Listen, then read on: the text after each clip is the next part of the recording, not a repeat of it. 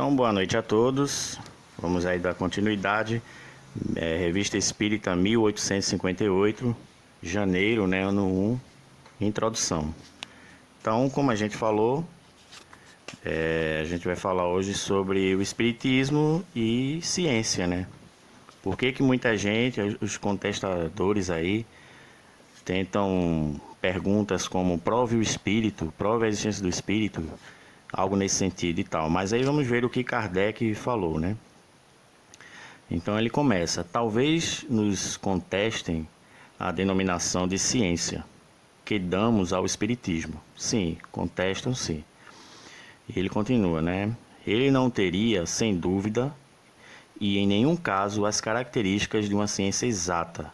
E precisamente nisso está o erro dos que o pretendem julgar e experimentar como uma análise química ou um problema de matemática. Então, o espiritismo, ele não é essa ciência ao molde tradicional, ao molde que a ciência nos impôs, né? De acordo com as suas regras, com seus critérios. Não pode ser igual, mas já é bastante que seja uma ciência filosófica, como a gente falava. Então, toda ciência deve basear-se em fatos, sim, mas estes, por si sós, não constituem a ciência. Então, fato por fato não constitui ainda assim ciência. Então, ele termina: ele nasce da coordenação e da dedução lógica dos fatos. É o conjunto de leis que os regem. Chegou o espiritismo ao estado de ciência? Se se trata de uma ciência acabada, sem dúvida, será prematuro responder afirmadamente ou afirmativamente. Mas as observações já são hoje bastante numerosas para permitirem, pelo menos, deduzir os princípios gerais onde começa a ciência. Então, muito interessante o que ele fala, né? Então, a gente não pode, como a gente falou, pegar e certas situações e trazer aos critérios da ciência tradicional, porque nem tudo a gente vai conseguir provar através dos moldes da ciência tradicional. Hoje eu penso também que isso vai de acordo com o que nós temos, né? Se aparecer uma coisa mais fantástica do que os nossos olhos estão acostumados a verem, talvez precisemos mudar os critérios da ciência para que ela se equipare a essa novidade, a esse dado novo, né? Então, é preciso ter a mente aberta. Porém, entendo que a ciência, ela tem que ser conservadora mesmo, para que ela não deixe de ser a sua escola, para que ela sempre exista, porque precisa-se dela para muitas outras coisas, né? Através dela que, por exemplo, muitas tecnologias avançam, né? E assim a humanidade, através dessas tecnologias, se aprimora, né? E reflete, por que não, no estado moral da sociedade, né? Claro que estou falando isso para o lado bom, para o lado mal, mas aprimora, né? Tendo o lado bom, então isso já é de grande valia. Como, por exemplo, o advento da internet, que não existia na Idade Média, né? Bem antes da Idade Média. E você sabe que isso ajuda bastante a uma sociedade a educar, por exemplo, a sociedade a instruir, e alguma parte também que tem acesso à internet também faz um monte de bobagens, né? Mas que avança a humanidade, avança, né? Então, é preciso que, por exemplo, talvez, né? Seja preciso que a gente evolua, por exemplo, na física, como o advento da física quântica, né? É preciso que a gente aceite, por exemplo, novos elementos, né? Então, para que a humanidade possa alcançar algo mais evoluído, né? Mas, ao mesmo tempo, a gente entende que nem tudo a ciência tradicional vai poder explicar, né? Que seja assim, então, que essa ciência, já que ela é espiritualista, já que ela trata, segundo a visão da ciência tradicional, para ela é uma questão abstrata, né? E talvez não tenha valor nenhum, né? Muito provavelmente, mas se ela aceitar novos elementos nas suas equações, talvez um dia ela possa pelo menos ter a sua mente mais aberta, né, em relação a esse tipo de assunto. Mas, enfim, cada um, eu acho que tem que ir para o que lhe é peculiar, né? Então, o espiritismo, que trata mais sobre essa questão do imaterial, né, vai realmente ali confrontar provavelmente com a ciência os moldes materiais, né? E é uma coisa muito natural. Agora, o que Allan Kardec fez foi, pelo menos, tentar, né, através desse trabalho, unir, né, o espiritualismo à ciência, né? Ele até cita isso em uma de suas obras, né? Que uma deve ser mais flexível, né? A outra também. Se as duas forem mais flexíveis, né? Vai ajudar melhor nessa nossa caminhada, né? A religião, ela aceitar mais o ponto de vista da ciência e a ciência ser mais aberta, ser mais flexível em relação aos assuntos espiritualistas, né? Tornando aí um novo caminho. E é isso que a gente vê, porque o universo ele é muito grande.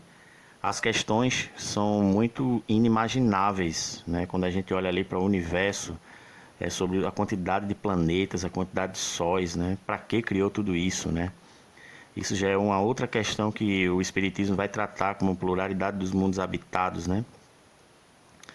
Pluralidade dos mundos. Então, isso é um assunto muito, muito, muito interessante, né?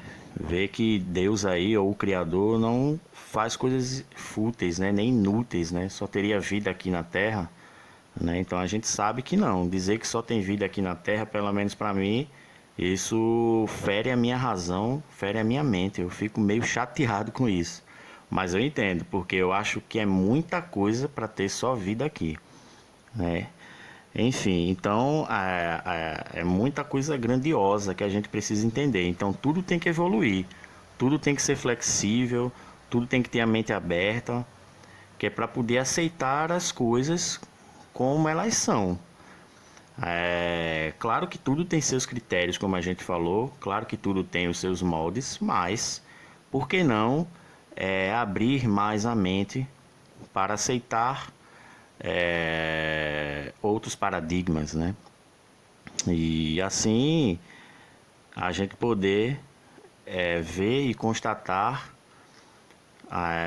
da melhor maneira, né, aquilo que acontece com a humanidade. Porque, como já foi falado, isso é um assunto sério, né? São pessoas muito estudadas que dão continuidade à doutrina, né? E é isso, a gente, então, nesse ponto de vista, ele fala isso. Não tem como a doutrina espírita ser vista ou ser provada como se experimenta uma análise química, né? Ou um problema de matemática, né? Alguma ciência exata, assim e tal. Faça isso que com certeza vai acontecer isso, porque a ciência tradicional é assim que ela caminha. Ela prova alguma coisa ali e se brincar, todos dentro da sua casa faz também. É uma coisa muito cega, é uma coisa muito mecânica, né? Vamos dizer assim, a ciência, ela prova essas coisas, mas é muito mecânica. O que ela faz em um canto, o outro lado do planeta faz. É só seguir os mesmos critérios, é só ter os mesmos materiais, é só ter as mesmas ferramentas, e todo mundo vai fazer. Mas a gente está se tratando de espírito, né?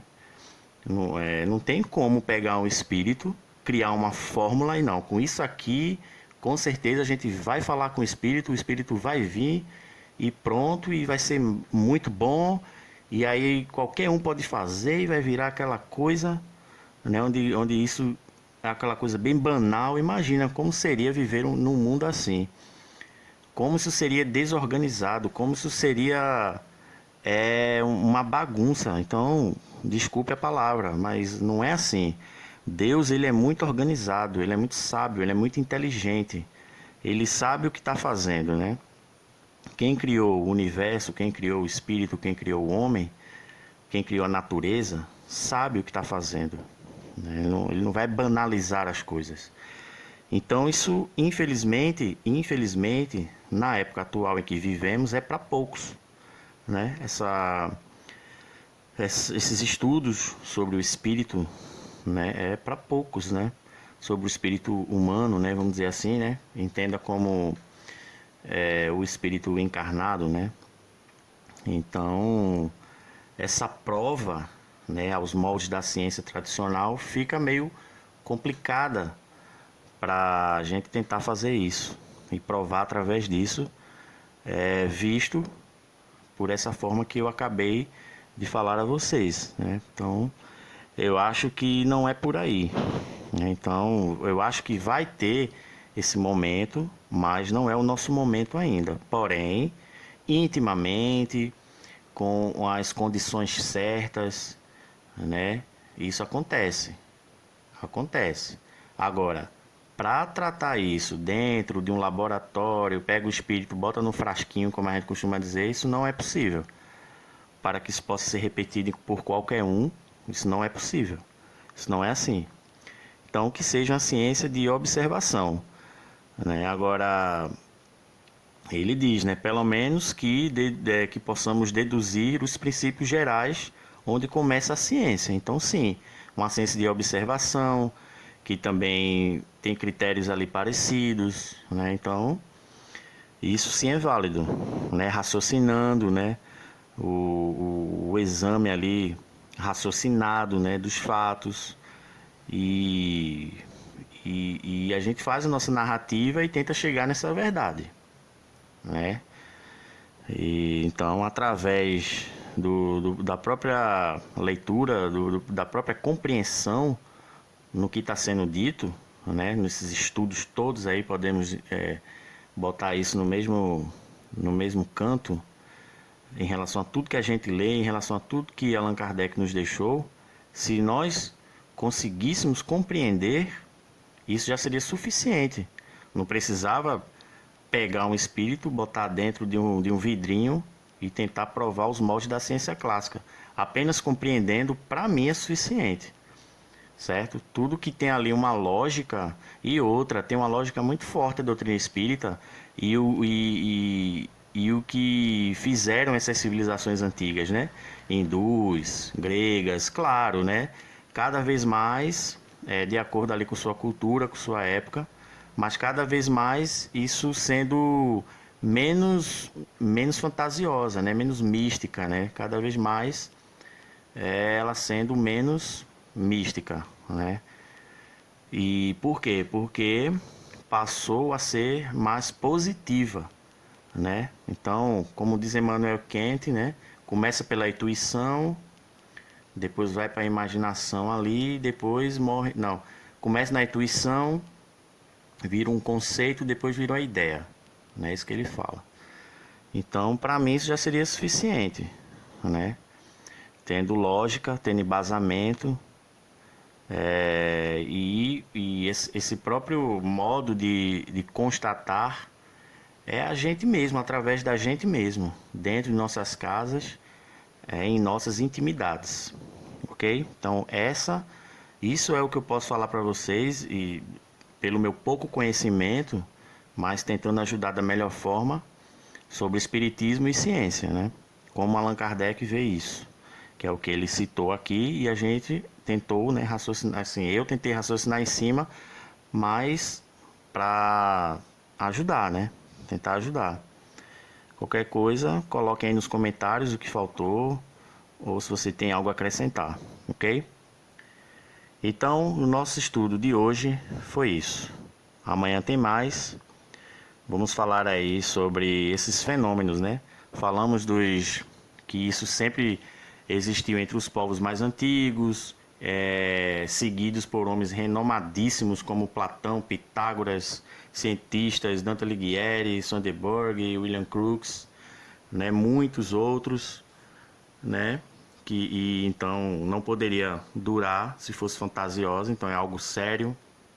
Mas para o principal aí, vamos para as manifestações, vamos ver que fatos são esses, né, que fenômenos são esses, e para ver se isso é sério mesmo, o que ele falou, o que ele está indagando, o que todos esses povos antigos faziam. Vamos ver se isso tem lógica, vamos ver se isso tem embasamento, vamos ver se isso tem comprovação, vamos ver como são essas manifestações, né?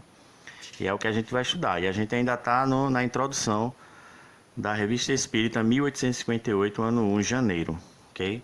Deus abençoe a todos. Até a próxima.